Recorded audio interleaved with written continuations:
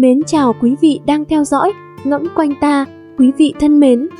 6 điều cấm kỵ của người xưa vẫn cần được thế hệ người ngày nay tuân thủ và không được vi phạm. Các bạn và quý sáu cần lưu ý ngày xưa, các bậc hiền nhân ông cha ta đã đúc kết cho chúng ta rất nhiều trí tuệ trong cuộc sống, trong xã hội ngày nay. Dù khoa học công nghệ tiên tiến, cuộc sống con người vô cùng tiện lợi nhưng những nguyên tắc nhân văn cơ bản nhất sẽ không thay đổi. Những điều cấm kỵ này trong cuộc sống phải được tuân thủ và không được tùy ý vi phạm, nếu không có thể mang lại tai họa cho chính mình. Thứ nhất, nước trong thì không có cá, người tốt quá sẽ không ai chơi, không có ai hay bất cứ điều gì trên thế giới là hoàn hảo. Vì vậy, con người muốn có nhiều thì phải học cách tích trữ. Tất nhiên không phải là đồng lõa với những điều xấu đó mà là phải có khả năng phân biệt, lựa chọn những điều đúng và thanh lọc bản thân. Nếu một người quá khắt khe trong mọi việc và không có sự tiếp xúc của con người thì những người xung quanh chắc chắn sẽ tránh xa, đồng thời cũng sẽ mất đi nhiều mối quan hệ và cơ hội quý giá. Thứ hai, nếu một người không có những lo lắng lâu dài thì người đó phải có những lo lắng trước mắt. Một người phải có tầm nhìn xa và lên kế hoạch đầy đủ cho tương lai của mình. Chắc chắn không thể chỉ tập trung vào hiện tại, làm việc cho hiện tại nhưng cũng phải tập trung vào tương lai. Chỉ khi hiểu rõ xu hướng phát triển trong tương lai, chúng ta mới có thể có những điều chỉnh kịp thời, thích ứng với những thay đổi và đạt được sự phát triển lâu dài. Thứ ba, trời trong biếc không qua mây gợn trắng, gió nồm nam lộng thổi cánh diều xa. Cuộc sống của một người là làm việc chăm chỉ không ngừng và phát triển bản thân. Chỉ một người không ngừng phấn đấu hoàn thiện bản thân mới có thể nhận được sự công nhận từ người khác và sự giúp đỡ từ Chúa. Ngoài việc chăm chỉ làm việc, người ta không được bỏ bê việc tu dưỡng đạo đức, bởi vì chỉ có tu dưỡng đạo đức tốt mới có thể mang lại mọi điều tốt đẹp.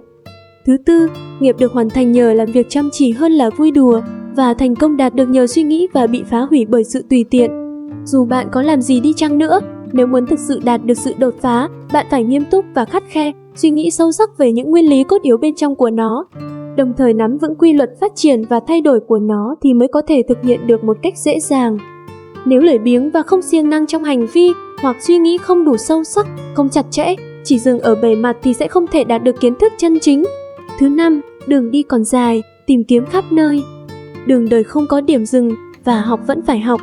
Cuộc sống giống như sự tìm tòi không ngừng và không ngừng phát triển, dù thành công hay không thì cũng không có điểm kết thúc, chỉ là nó đã đạt đến một giai đoạn nhất định mà thôi. Điểm kết thúc cũng là điểm bắt đầu của giai đoạn tiếp theo.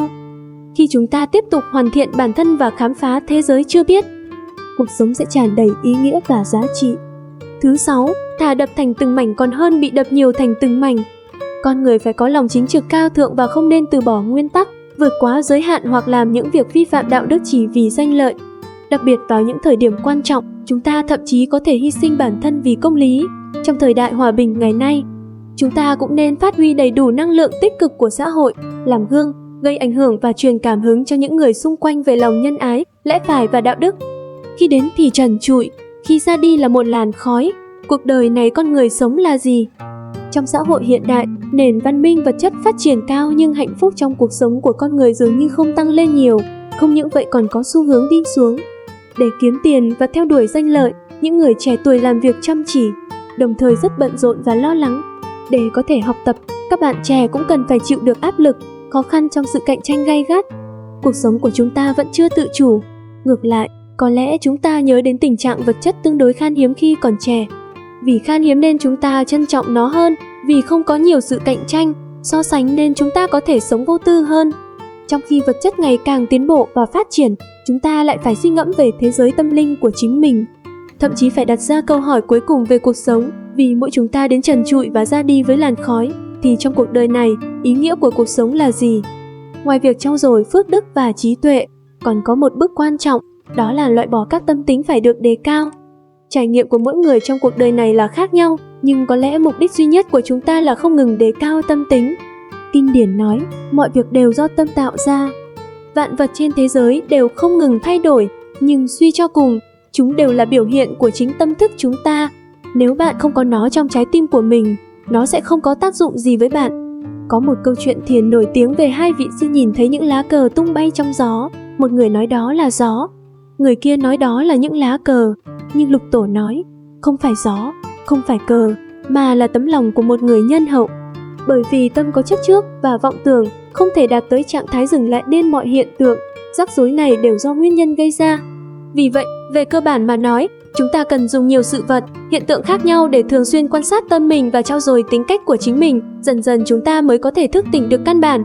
Đời người rất hữu hạn, trong trường hợp này chúng ta phải cố gắng tích lũy thêm nhiều nghiệp tốt, bởi chỉ có nghiệp tốt mới có thể thay đổi vận mệnh và mang lại phước lành.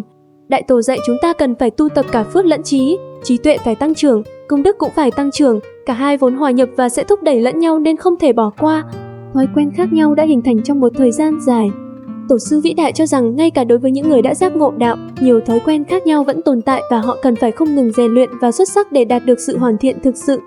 Điều này đúng với những người đã đạt được thành công, đối với những người bình thường. Nếu muốn không ngừng nâng cao mức sống của mình thì bạn phải loại bỏ những thói quen xấu đó thì mới có thể đạt được những đột phá và thay đổi cơ bản. Cảm ơn quý vị đã lắng nghe, chúc quý vị nhiều sức khỏe, xin chào và hẹn gặp lại.